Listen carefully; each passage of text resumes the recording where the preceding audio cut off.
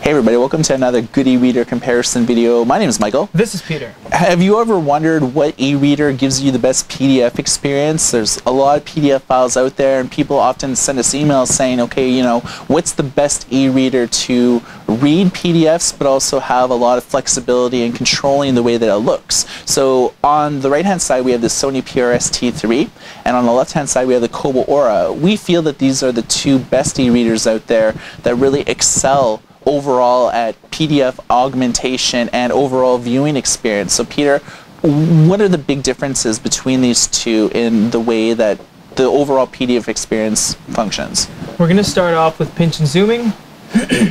You can pinch and zoom and actually let go of the second finger, and as you're moving around you do see you have this little mini map telling you where you are. And it actually shows you the full render of the document. And what I really like is as you're moving along, and it's a small thing, but it does, you know, every little feature counts. You can actually lift off your finger and recatch your navigation. Even e-readers as new as the Paperwhite can't even do that. So if you want to go from the top all the way to the bottom, you can actually lift your finger off, over to the picture, let go, and in about 1 second it fully renders and you get the full resolution power of the Kobo Aura. So that's what you can do with pinching and zooming. We're also going to pinch and zoom on the Sony now. Seems a lot quicker. Very fast. Once again, you can lift your finger off and still catch your navigation. Go over to your picture, let go. Now you do notice that you do have the preview pane here, but it's at the bottom right-hand corner. And it doesn't have, sort of what Kobo does, where it actually shows you the entire document, pictures and text. With Sony, it's like blank. Right. It's basically white on gray. Still gives you more or less an accurate portrayal of where you are in the document, but it's not as intuitive as the Kobo. And it takes a touch longer to render. As you can see, it says please wait while it figures everything out. Not a huge difference, but once again, we are nitpicking here because that's our job, and we want to show you exactly what the experience on each of these brings to the table. So Sony traditionally has been really good with reflow options. Is there any reflow options on the T3? We're going to go to this page. We're going to open this up and you can go to customize view, and from here you got a couple different options. We have page mode, so you can choose 2-column split, 3-column split, fit landscape. I'll just show you an example.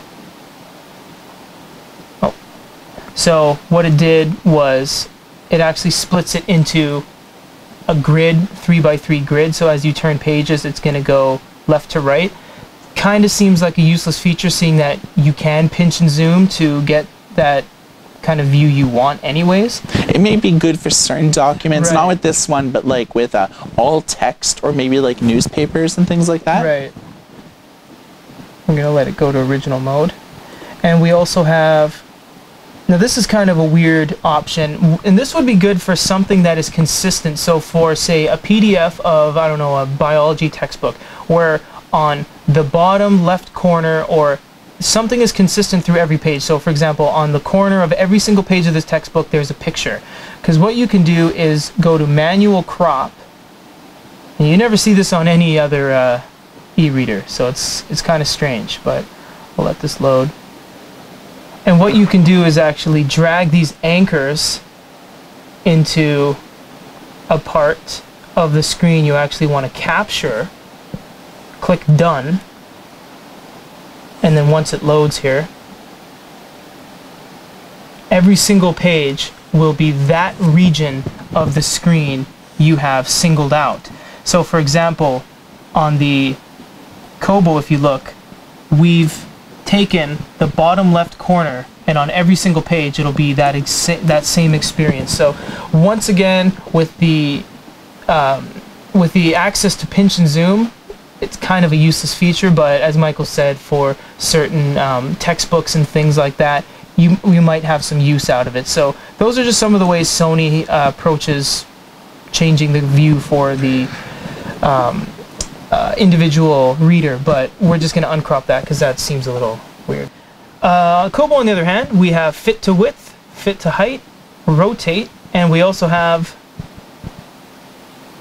let it load, a zoom. But once again, with pinch and zoom, it kind of eliminates all that, except for the rotate, of course. If you press rotate, it does turn it into landscape mode. And this is useful for manga, with comic books, with graphic novels and things like that.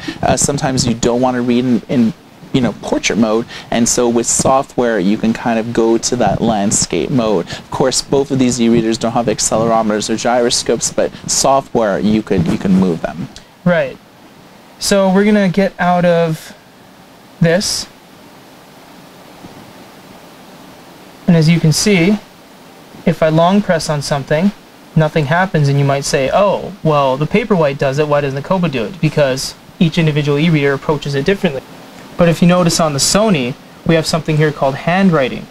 And this is a great feature. You can use your finger to draw things, or you can use the stylus that isn't included with the T3 to make notes.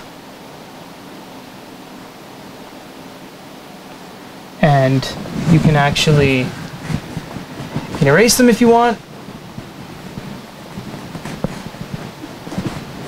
And if you press out of it, it actually saves them in this particular PDF, and you can go back and you can erase them. You can't export them like you can on, say, the Icarus or a couple other European